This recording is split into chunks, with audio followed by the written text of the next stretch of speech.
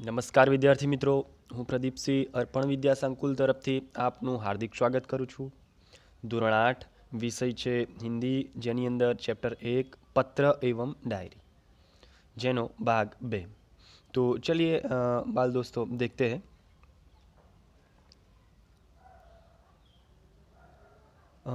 पहला जो पत्र है वो कार्यालयी पत्र है बाल दोस्तों. कौन सा? तो कार्यालयी.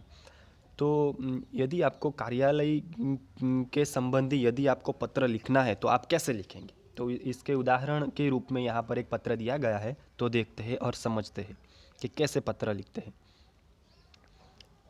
स्वास्थ्य अधिकारी को गंदगी के बारे में शिकायती पत्र. तारीख 20 मई 2011.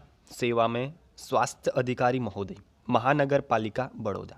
मान्यवर, सविनय निवेदन है कि मैं गायत्री मोहल्ले में रहता हूँ. यह मोहल्ला पिछले कई दिनों से ठीक से साफ नहीं हो रहा है. आजकल शादी का मौसम है. रास्ते पर गंदगी फैली है. पास के कूड़ेदान यानी कि डस्टबिन में सब जूठन डाल जाते हैं. बदबू के कारण पिछले 2 दिन से तो यहाँ हाल हो गया है कि वहाँ से आना जाना भी मुश्किल हो गया है. आने जाने वाले सभी लोग परेशान हो रहे हैं. यदि गंदगी को शीघ्र न हटाया गया तो मोहल्ले भर में बीमारी फैल जाने का डर है.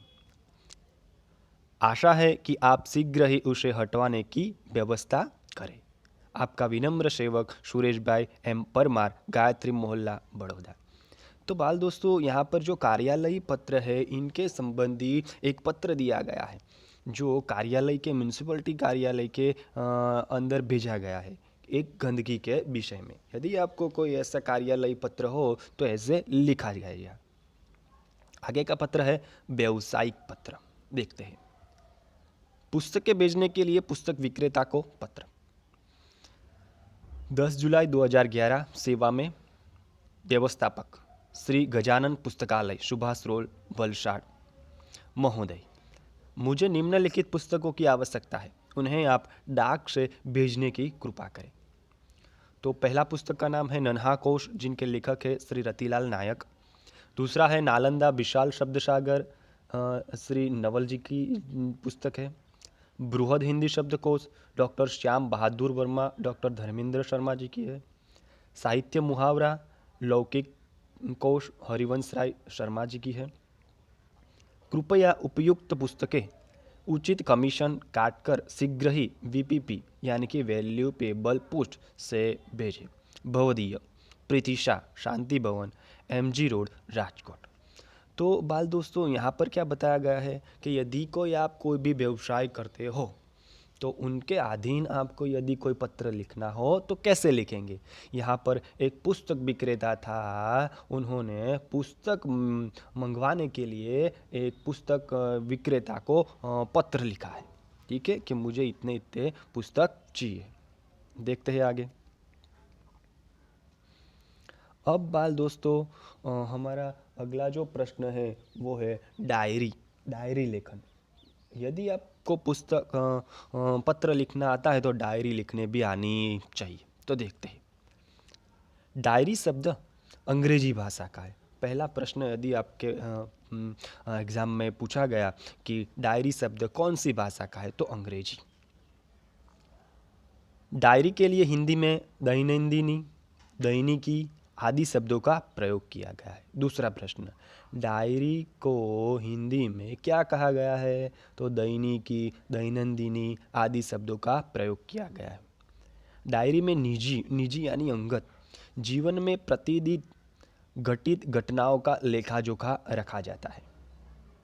डायरी के पढ़ने से किसी व्यक्ति के जीवन में घटित घटनाओं, कार्यों का तथ्यों की जानकारी प्राप्त होती है. डायरी में व्यक्ति घटित घटनाओं के साथ साथ अपने मन में उठी प्रतिक्रियाओं को भी अभिव्यक्त भी इंगित करता है. इसीलिए उसमें वैयक्तिकता होती है. डायरी प्रतिदिन, साप्ताहिक, पाक्षिक अथवा मासिक लिखी जा सकती है. अगला प्रश्न, डायरी के प्रकार या फिर डायरी कैसे लिखी जा सकती है, तो डायरी प्रतिदिन, साप्ताहिक यानी कि 7 दिन के अंदर भी लिखी जा सकती है, पाक्षिक 15 दिन, मासिक जो 30 दिन के अंदर भी लिखी जा सकती है। तो बाल दोस्तों आगे देखते हैं कि डायरी लेखन की विशेषता क्या बताई गई है।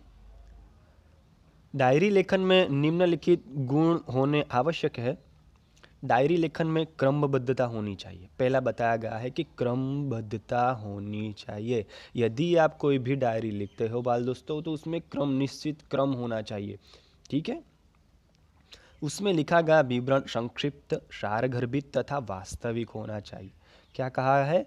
जो उसमें लिखा गया जो विवरण है संक्षिप्त, संक्षिप्त मानी वो टुकाण, गुजराती में बोलते हैं उसे टुकाण। ठीक है, सारगर्भित यानी कि सारगर्भित यानी कि जो कुछ भी आपने लिखा है उनका कोई सार निकलना चाहिए, अर्थ निकलना चाहिए। वास्तविक और वो वास्तविक भी होना चाहिए। आगे, डायरी लेखन में स्थान, तिथि, घटना या तथ्य का स्पष्ट रूप से उल्लेख होना आवश्यक है। यदि आप डायरी लिखते हो तो जिसके विषय में आप डायरी लिखते हो उस जगह, स्थान का नाम, तिथि, उस दिन की तिथि, वो सारी घटना का स्पष्ट रूप से उल्लेख होना अति आवश्यक है। डायरी लेखन करते समय आलोचना, टीका टिप्पणी, बनावटीपन, काल्पनिकता, चित्रात्मकता, अनावश्यक विस्तार से बचना चाहिए। क्या कौन सी चीज़ों से बचना चाहिए कि यदि आप डायरी लिखते हो तो किसी की टीका, निंदा, किसी के बारे में खराब शब्द डायरी के अंदर लिखना चाहिए नहीं, ऐसा बताया गया है।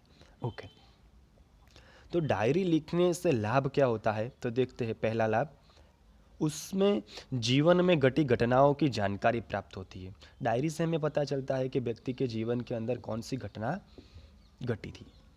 डायरी में तथ्यों का उल्लेख रहता है। इसी कारण व्यक्ति दिन भर जो अच्छे बुरे काम करता है उसका उल्लेख भी रहता है।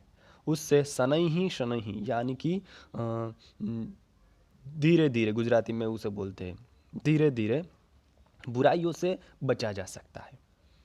डायरी ही ऐसा दस्तावेज है जिसे पढ़कर किसी व्यक्ति के जीवन के पिछले अनुभव तथा घटनाओं की जानकारी, और वह भी संबंधित व्यक्ति के शब्दों में प्राप्त की जाती है। तो हमें बताया गया है कि डायरी से ही हमें उनके जीवन की सारी घटनाओं का पता चलता है। तो एक उदाहरण के रूप में एक यहाँ पर दिया गया है, तो देखते हैं। अपने नए विद्यालय के पहले दिन की घटना को अपनी डायरी में लिखिए। ठीक है, तो यहाँ पर उदाहरण के रूप में दिया गया है, हम उसे पढ़ते हैं और समझते हैं। 7 अगस्त 2010, जामनगर। आज नए विद्यालय में मेरा पहला दिन था। मन में विभिन्न प्रकार के विचारों की उथल पुथल चल रही थी तथा उनके अनजानी आशंकाएं अनायास ही मुझे डरा रही थी। 9 बजे पिताजी के साथ मैं अपने नए विद्यालय आदर्श मंदिर में पहुंचा। प्रधानाचार्य कक्ष में जाने पर उन्होंने मुझे कुछ प्रश्न किए जिनके उत्तर मैंने दे दिए। मेरे उत्तरों से वे संतुष्ट नजर आए। उन्होंने मुझे प्रवेश के लिए निर्धारित फॉर्म दे दिया। मन को राहत मिली। थोड़ी ही देर में शुल्क आदि जमा करवाने के बाद मैं अपनी नई कक्षा में पहुंच गया। अपने नए दोस्तों, अध्यापक और आचार्य से मिलकर ऐसा नहीं लगा कि मैं नए विद्यालय में आ गया हूँ। ठीक है, तो वो पहला उदाहरण था। और ये दूसरा है कि वार्षिक परीक्षा के दिन पूर्व के अनुभव को अपने डायरी में लिखिए। ठीक है, तो दूसरा उदाहरण दिया गया है, हम समझते हैं। 5 अप्रैल 2012, राजकोट। कल वार्षिक परीक्षा का पहला दिन है। रात्रि के 1 बज गए हैं, परंतु नींद नहीं आ रही है। कल विज्ञान और टेक्नोलॉजी विषय की परीक्षा है। यद्यपि सब कुछ दोहरा लिया है, तथापि मन में अजीब सा भय है। अचानक पिताजी मेरे कमरे में आए। मुझे जगा हुआ देखकर ठाठस बंधाया और बिस्तर पर लेटने को कहा। बत्ती बंद कर दी। बिस्तर पर पड़े पड़े भी नींद नहीं आ रही है। पिताजी के चले जाने पर टेबल लैंप लगाया और पुस्तक के पन्ने पुनः पलटने लगा। थोड़ी देर में थक कर बिस्तर पर पुनः लेट गया और न जाने कब नींद आ गई। तो बाल दोस्तों, हमें पत्र के साथ साथ डायरी लिखना भी आना चाहिए, ठीक है। तो ये डायरी के कुछ लाभ भी थे, ठीक है, कुछ क्षतियाँ भी थी, तो वो भी हमें ध्यान रखनी है। और इस उदाहरण के माध्यम से हमें बताया गया है कि डायरी कैसे लिखी जा सकती है, ठीक है। तो बाल दोस्तों, हमारा यहाँ पर पहला जो था वो यहाँ पर पूर्ण होता है, ठीक है। पत्र एवं डायरी यहाँ पर पूर्ण होता है। धन्यवाद।